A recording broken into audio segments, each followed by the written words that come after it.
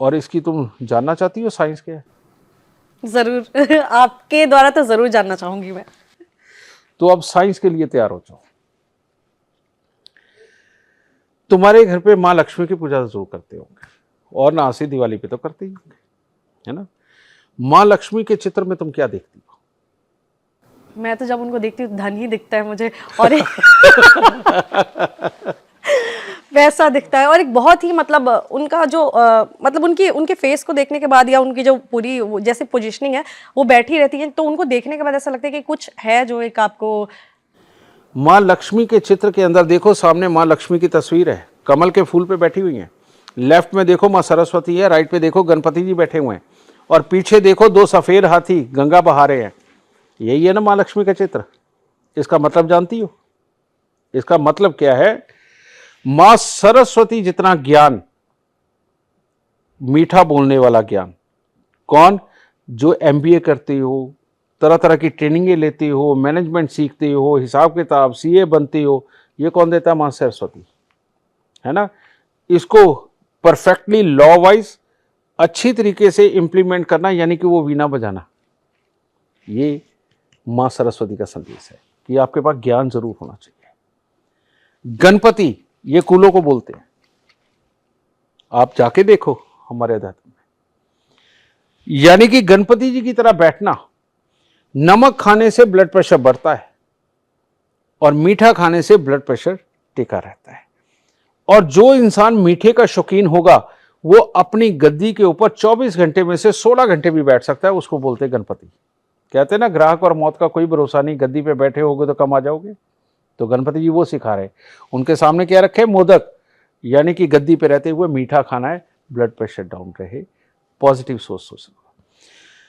ये ज्ञान, ये बैठे रहना, बिजनेस के बारे में सोचना, जो आए उसके साथ अच्छा डील करना, गणपति जी का मतलब ये है।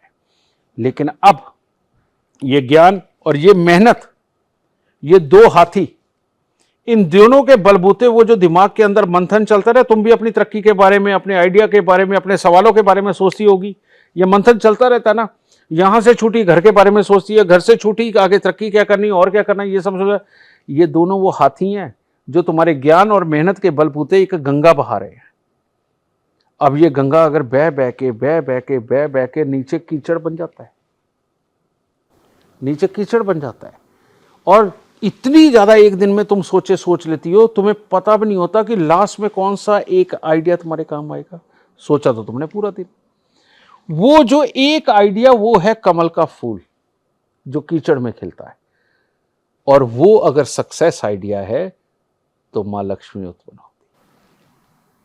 एक फोटो को आज तक हमने बस देखा है, पूजा है, वहां जाके आरती गाई है, लेकिन उसका इतना डिफरेंट एंगल शायद आप सबने, मैं क्या आप सबने पहली बार सुना होगा, और वो भी साइंस के द्वारा।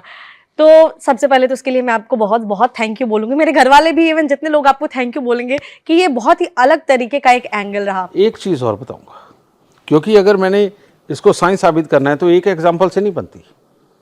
दूसरा एग्जाम्पल लो, पूरे विश्व में एक ही ब्रह्मा जी का मंदिर है पुष्कर राज्य में।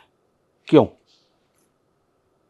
अध्यात्म में लिखा हुआ है, ठीक है, जो मर्जी है, लेकिन उसकी रियल साइंस क्या है?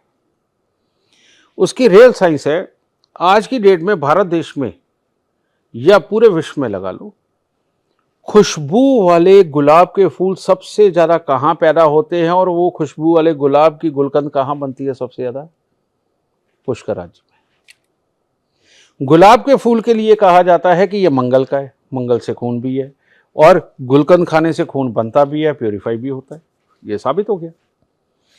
पुष्कर राज्य एक ऐसी जगह है जहां दक्षिण पश्चिम की तरफ से आने वाली हवाएं और उत्तर की तरफ से आने वाली हवाओं का एक मीठा मिलन है, और ये मीठा मिलन किसी भी अंडे को स्पर्म के साथ मिलकर के उसे भ्रूण बनने से नहीं रोक सकता। ऐसी हवा जो वहां पर बिल्कुल अनुकूल है एक बच्चा पैदा करने के लिए, एक खून वाला बच्चा पैदा करने के लिए, एक मजा वाला बच्चा पैदा करने के लिए, वो हवाएं सबसे बेहतर है। वही एक स्थान है। तो वहां पर आप जब जाते हो तो आपको कुंड के अंदर स्नान करने का विधान है, वहां पूजा करने का विधान है। वहां पूजा में क्या होता है? पूजा में कोई हवन यज्ञ नहीं होते, बस इतनी सी एक थाली होती है स्टील की, उसके एक तरफ सिंदूर रख देते हैं, एक तरफ छोटी सी धूप रख देते हैं और थोड़े से फूल रख देते हैं। फिर आपका गोत्र नाम पूछ के, आपके पिता दादा के नाम पूछ के आपको एक पूजा करके आशीर्वाद दिया जाता है और उसके बाद कहा जाता है कुंड में स्नान करो। लेकिन विधान क्या है? कहते हैं जिनके बच्चा नहीं होता वो 11 पूर्णिमा पुष्कर राज्य कुंड में स्नान करे तो उनके बच्चा हो जाएगा, मनोकामना पूरी हो जाएगी, परमात्मा कृपा कर देगा, ये कहा जाता है। अब जब पूजा करके करते क्या है, जो फूल बचे उस कुंड में, जो सिंदूर बचा उस कुंड में, जो धूप बची उस कुंड में डाल दी। अब देखने में वो कुंड गंदा लगता है, लेकिन क्या है, फूलों में क्या होते हैं? मिनरल्स। सिंदूर की खासियत क्या है? सारे कीटाणुओं को मार देता है। राजे महाराजे जो उनकी बहुत कीमती तलवारें हुआ करती थी ना, सिंदूर के ढेर में रखा करते थे, इतना सा भी जंग नहीं लग सकता, कोई कीड़ा मकोड़ा बचता ही नहीं वहां पे। तो वो सिंदूर पानी को प्यूरिफाई करता है, और वो फूल और धूप जिसमें औषधि है, इनमें से जितने मिनरल्स है उस पानी में मिलते जा रहे हैं। पानी क्योंकि बहता नहीं है तो वो सारे के सारे खड़े हैं उसमें, कहीं काई भी लग गई, जो काई लगी वो भी मिनरल्स की है। पूर्णिमा के दिन दुनिया के सारे पागल हाइपर होते हैं, ये तो तुम्हें पता है। ज्वार भाटा आता है, हर इंसान के शरीर के अंदर उस दिन वेग होता है, और जितने भी अल्जाइमर के पेशेंट हैं उस दिन सारे के सारे हाइपर होते हैं, है ना।